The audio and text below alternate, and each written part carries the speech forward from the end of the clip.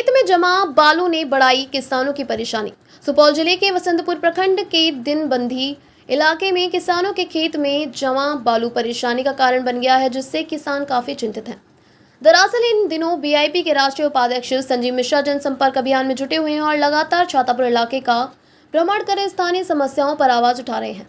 इसी कड़ी में संजीव मिश्रा दिनबंधी गांव पहुंचे, जहां मौजूद लोगों ने संजीव मिश्रा का भव्य स्वागत किया। इस दौरान लोगों ने इलाके की समस्या से संजीव मिश्रा को अवगत कराया। लोगों की समस्या सुनने के बाद बीआईपी नेता संजीव मिश्रा ने कहा कि दरअसल वर्ष 2008 में आई कोसी की बाढ़ में इन इलाकों के खेत में बाढ़ के साथ आई बालू जमा हो गई, जो दिनबंधी सहित इस इलाके में सबसे बड़ी समस्या बन गई है।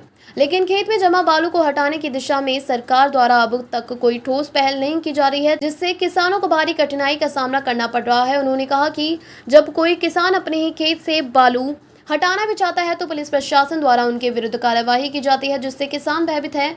आलम यह है कि किसान अपने ही खेत में जमा बालू नहीं निकाल पाते, जिससे फसल की पैदावार प्रभावित हो गई है।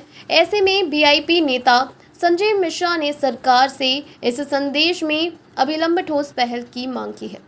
यहाँ मैंने देखा है, खास करके बसंतपुर में ये जो 2008 में बाढ़ आया था, 2008 में बाढ़ आने के बाद क्या हुआ, जहाँ खेत था उसमें क्या हुआ, बालू भर गया।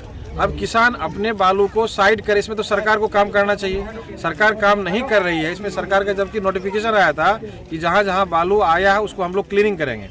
यदि वो किसान अपने खेत को बालू हटा रहे हैं तो पुलिस की रवैया इतना सख्त है, इतना गंदा नीति है। अपना पर्सनल इंटरेस्ट के लिए, अपना उगाही के लिए वो ट्रैक्टर को पकड़ते हैं, थाना ले जाते हैं, 2-4 हज़ार लेकर के तब छोड़ते हैं। किसान का स्थिति ये है कि अपने घर का, अपने खेत का बालू अपने खेत में नहीं ले जा सकते। स्थिति इतना बल से बदतर है।